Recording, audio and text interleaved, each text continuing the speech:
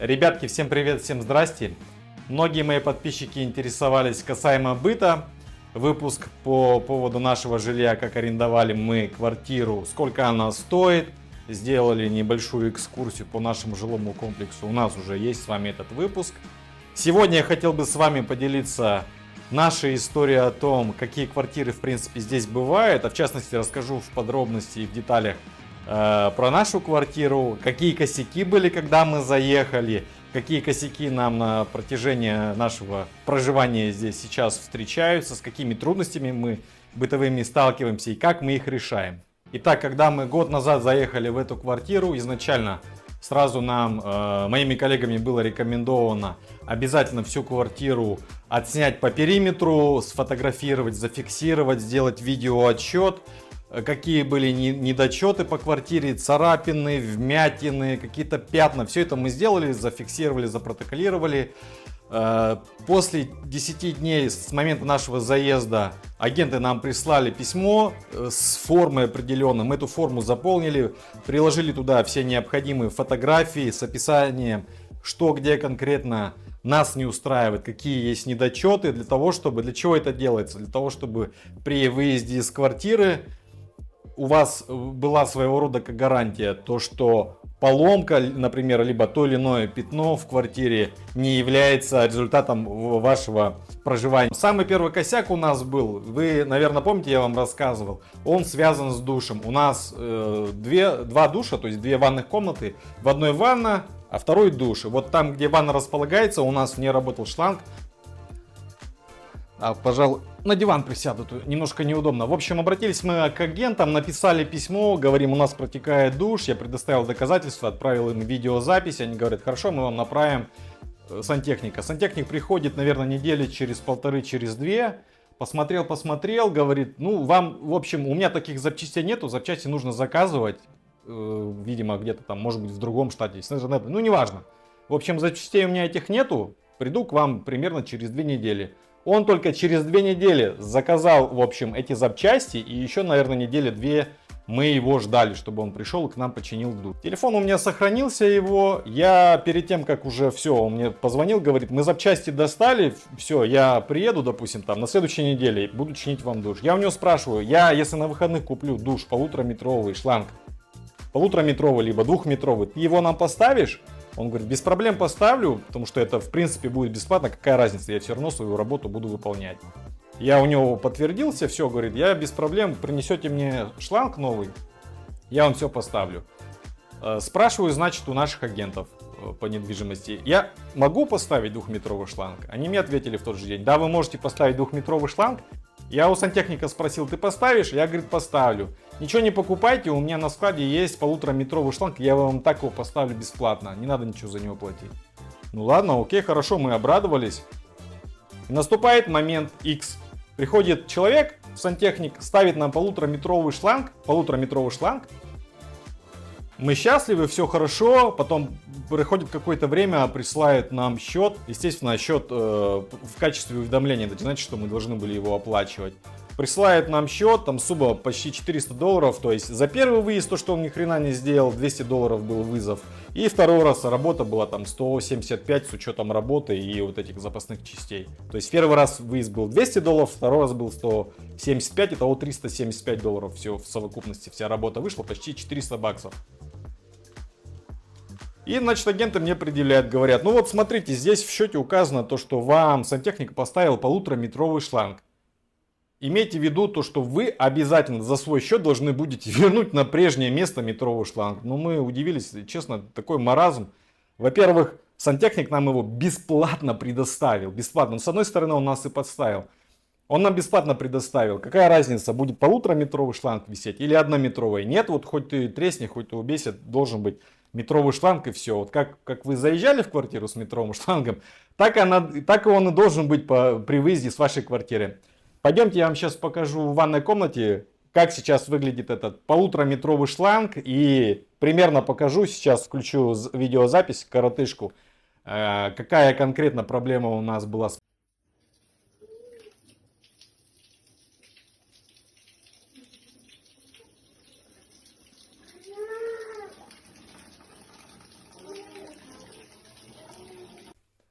Ну вот смотрите, ребят, здесь эхо сильное, правда. Вот это 1,5-метровый шланг. До этого здесь висел метровый шланг, то есть его длина была, ну вот такой совсем коротыш. Вот такой коротенький шланг был, вот примерно такой. И как им мыться, я, честно, ума не приложу. Все было достаточно печально. Вода вытекала вот отсюда, открываешь смеситель, отсюда сильно вода текла. Я не знаю, возможно, даже, наверное, куда-нибудь за плитку, потому что здесь, как я понимаю, идет короб. И за коробом уже идет вся система. Идут трубы, идут подвод, слив и так далее. Так, ну второй косяк у нас был, плита не работала. Ну как, вернее, одна конфорка на плите не работала. Мы сообщили тоже нашему агенту. Пришел человек посмотреть. Разобрал всю плиту, говорит, вам этой плитой пользоваться небезопасно, надо ее ремонтировать. Вот. Он, видимо, слишком высокую цену озвучил агентам, они отказались. Пришел другой чувак, посмотрел, ничего не разбирал, говорит, да, тут походу надо, скорее всего, какие-то запчасти заказывать. Что-то рассказывал, убежал. Проходит какое-то время, и агент пишет мне, говорит, вы знаете, ремонт выйдет слишком дорого, порядка 2000 просто заменить конфорку. Вот, поэтому лендлорд, владелец жилья, не одобряет ремонт и замену плиты. Вот мы так на 3 конфорках и едем. Но изначально, когда я написал письмо, говорю, у нас вот 3 конфорки, как мы заехали, они только 3 конфорки работают, она не рабочая. Мы, в принципе, без проблем можем пользоваться 3 конфорками. Ну, для нас это не критично. Я сразу так в письме написал.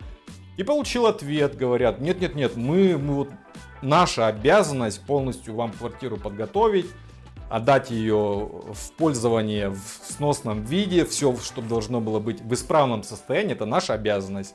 В итоге они, короче, со своей обязанностью ни хрена не справились, вот мы уже 1,5 года в этой квартире живем, а конфорка как не работала, так и не работает. Ну вот едем на 3, не знаю, там уже такие конкретные царапины у нас появились. Но изначально мы заехали, квартира такая была немножко подзастратая, мы с женой здесь порядок наводили, ПХД устраивали, не знаю, с утра до вечера убирались, наверное, дня 3-4 подряд. Так, хочу вам показать еще, какие у нас проблемы с туалетом. Вот смотрите, первое, на что мы обращаем внимание, хочу вам рассказать, показать. Видите, я картонной бумагой, картонными пакетами, короче, заклеил. Почему? Потому что здесь стекло, ну, то есть окно стандартное. И утром уже, когда лето, 4 часа утра, во-первых, солнце шпарит. Утром, если ты просыпаешься в туалет, открываешь дверь, все равно, что ты днем, понимаешь, находишься. Уже практически, ну, тяжело потом обратно прыгнуть в койку и уснуть. Это во-первых. Во-вторых, днем очень жарко. Ну, если 40 температура, там даже если 30-35, вся косметика жены, все там крема, души, гели для душа, шампуни, все это нагревается, кипятится, туда заходишь как в парилку. Вот мы с прошлого года себе взяли за привычку, наклеиваем, в общем, обклеиваем окно вот такими картонной бумагой для того, чтобы хотя бы температура в комнате была поменьше. Мы проверяли самый пик, 45 градусов примерно температура воздуха была в ванной комнате, а после того, когда завешивали бумагой, ну где-то 22-25, ну то есть вполне приемлемо, и тем самым и косметика как бы не портится, ну и все остальные там бытовые жидкости. Так, что у нас еще тут? У нас, короче, еще сломался слив. Сейчас я вам покажу. Он нифига не работает сейчас. То есть раньше бачок заполнялся, ну, секунд за 15, наверное, за 10 от силы. Это самый максимум.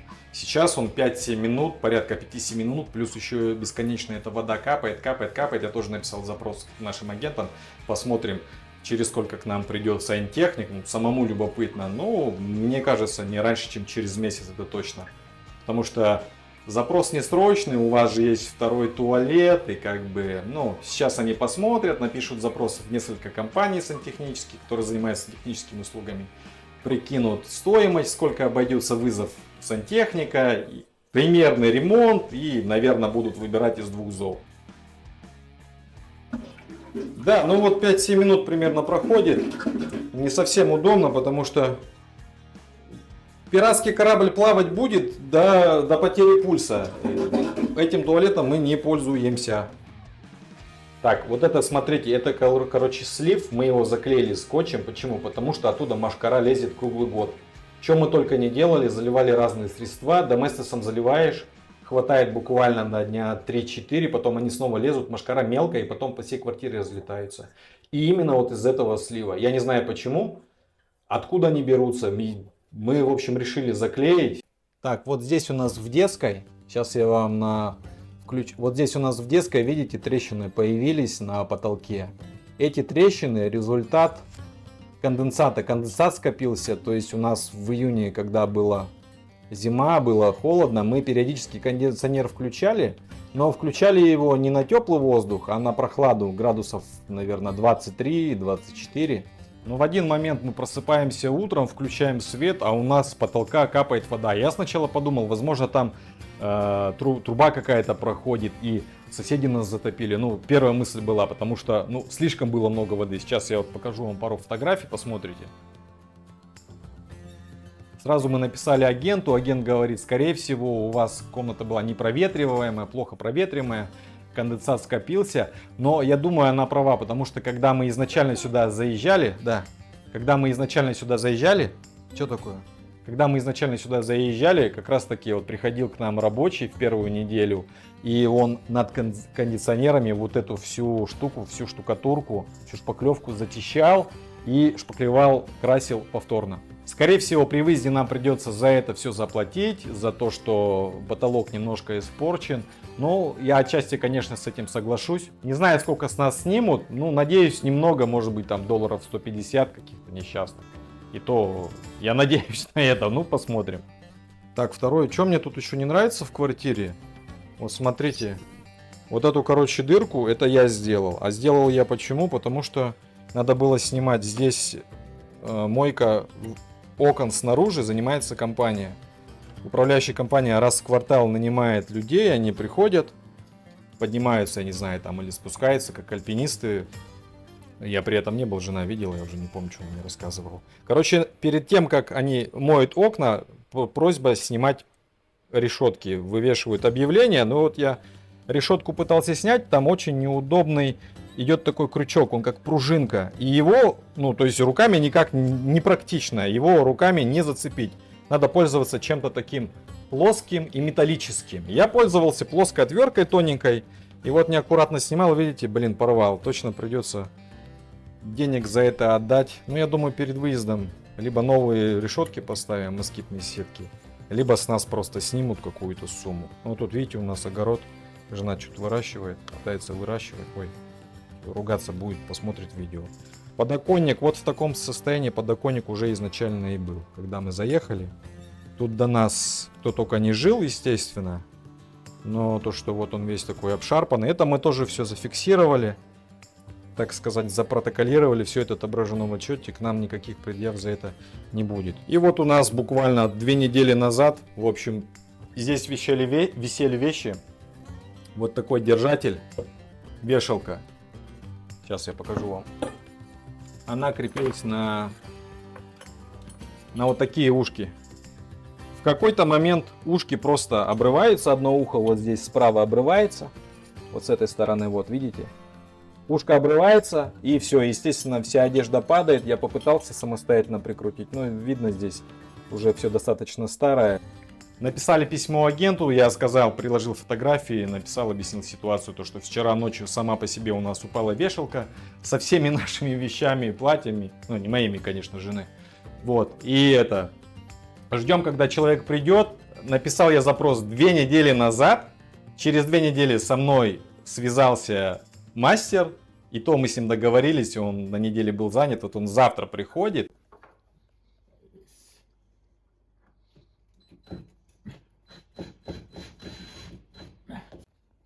Все, вот он в итоге поставил. Работа заняла у него.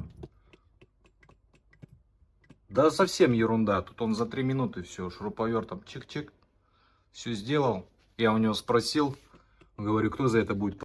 Он говорит, скорее всего, лендлорд должен платить, владелец жилья, потому что я часто выезжаю по таким подобным заявкам, чиню вардробы, шкафы-купе, вот этот рейл, вешалку, в общем, говорит, часто выезжаю и чиню. Вот. Нормальный дядька, Сделал все быстро. Ну, посмотрим, кому они инвойс выставят. Надеюсь, не нам. Да, чуть не забыл, тоже расскажу вам. Вот у нас, значит, есть два комплекта ключей. Это брелок. Брелок для того, чтобы пользоваться лифтом, для того, чтобы открывать ворота на паркинг, да. И у нас один из ключей из одних этих брелков просто сам по себе раскрошился. Я уже в самом начале, когда мы заехали, батарейку самостоятельно поменял. Там, в принципе, ничего сверхъестественного, тривиально. Отверткой открутил тоненькой крестовой. Батарейку заменил круглую и все. Не помню, какой размер. Но неважно. В общем, у нас один из брелков раскрошился. Я тоже написал агентам, говорю, раскрошился, скинул фотку. Вот. Под замену, ну понятно, мы поменяли за свой счет, потому что, в принципе, это логично. И он у нас падал периодически, где-то то на площадке, то дома. Раскрошился. $120 замена вот такого брелка. Замена по времени заняла, ну я не знаю, недели две, наверное. Может быть, они сам брелок поменяли достаточно быстро. Все это проходило через агентов. Вот. Все делается через агентов всегда. Помните, я вам рассказывал историю о том, что все бонды, все депозиты за аренду жилья, они находятся не у самого владельца квартиры, они находятся в государственной организации, администратор бондов, администратор бонд. Есть определенные счета, которые закреплены за каждым человеком, за каждым тенантом, то есть квартиросъемщиком. На законодательном уровне закреплено то, что в одностороннем порядке владелец жилья не имеет никакого права с вас полностью весь бонд удержать, либо даже удержать частично. Как это все работает? После вашего выезда собирается своего рода как рабочая группа, ну можно сказать и комиссия. Условно говоря, приходят риэлторы, смотрят квартиру, в каком она состоянии, опять это все протоколируют, сравнивают отсчет, когда вы в квартиру заезжали, с тем, то, что сейчас. Если у них есть к вам какие-то требования, либо они нашли недочеты, соответственно, они это все формируют, протокол, все протоколируют, записывают и направляют лендлорду. В этом отчете они озвучивают, например, у вас там сломана сейчас вытяжка в ванной комнате, она не работает, там либо здесь трещина, здесь глубокая вмятина, царапина и так далее. И они делают своего рода какую-то оценку. Сколько по времени этот процесс занимает, я не знаю, если честно. Но я знаю точно то, что возвращение бонда должно быть в течение рабочего месяца.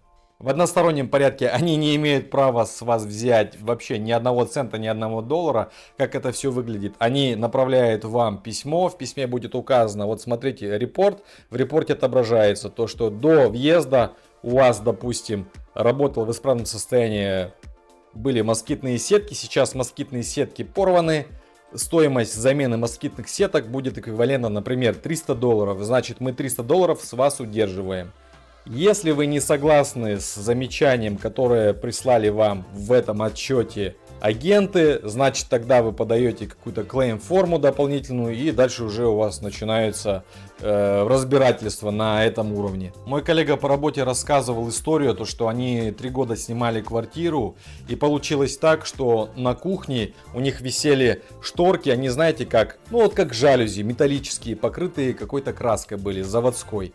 Краска за 3 года, естественно, а постоянно через кухонное окно. Солнце шпарило 24/7. Ну не 24/7, понятно. Солнце шпарило. И за 3 года краска сама по себе, но она просто облупилась. Так вот, когда они выезжали, лендлорд с них попросил полностью стоимость всего депозита. Это порядка там, на тот момент, это было 3-4 года назад, ну скажем, $2500. За какую-то сраную несчастную шторку в виде жалюзи, она в Икее стоит, там, я не знаю, $100, а может быть и то меньше. Они наняли юриста, стали уже более досконально изучать все эти подробности, у них состоялся суд. В общем, дело закончилось тем, что они пошли на мировую, в итоге они просто компенсировали стоимость этой решетки, этой жалюзи, но бонд они свой, по сути, сохранили. Даже такие истории бывают, да. Представьте, что при выезде еще надо будет потягаться за свои деньги. Также я вам не сказал то, что по окончанию срока аренды мы обязаны по нашему договору нанимать клининговую компанию, которая занимается профессиональной чисткой ковров и напольных ковровых покрытий. Стоимость может варьироваться от 150 до $250 и выше. Все, конечно, зависит от квадратуры и от степени загрязнения ваших полов. В этом году просто необыкновенный аттракцион щедрости от правительства Западной Австралии. Они компенсируют счета и затраты на электроэнергию в размере $700 на каждого квартиросъемщика. И это причем независимо от того, что вы являетесь жильцом, ну то есть квартиросъемщиком, либо вы являетесь владельцем жилья. Эти деньги, конечно, номинально вы никак не получаете, они падают к вам автоматически на счет провайдера. Вот у меня приходило 2 счета за электроэнергию. Первый счет был $150, второй раз был $150. Третий счет у меня пришел где-то $110. Вот по сути я за электроэнергию пока 3 месяца не платил. Ребятки, всем большое спасибо за внимание. Спасибо большое, то, что уделяете время. Смотрите, комментируйте, ставите лайки. Надеюсь, что мои видосы вам нравятся. Поддержите канал обязательно лайком. Всем большое спасибо за внимание и до скорых встреч. Всем пока.